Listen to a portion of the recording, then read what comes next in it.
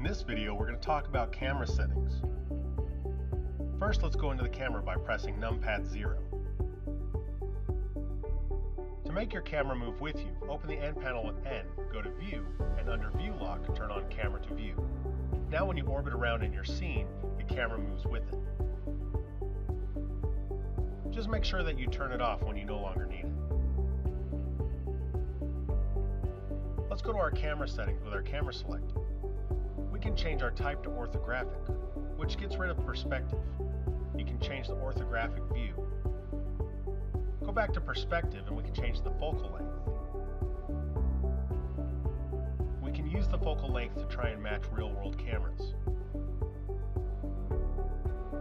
You can shift the camera on the X or Y axis, and the clip start and clip end adjust what is viewable by the camera by distance. Depth of field adds blur to objects based on distance. Let's change the f-stop to a lower value. We can change the focal distance and you can see it adjusting through the scene.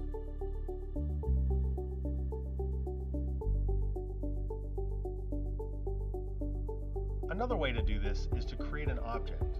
In this case, I'm going to create an empty. With the camera selected, I can choose the focus object and select that empty. Now when I move that object around, you can see it adjusting the depth of field distance. You can add a background image by selecting Background, Add Image, and then opening up your background image.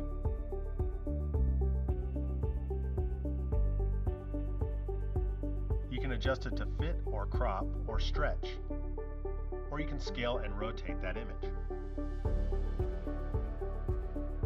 With multiple cameras in your scene, if you want to make a camera the active one, select it and press Ctrl numpad 0. Cameras in Blender are a great way to mimic real-life cinematography. Give it a try for yourself.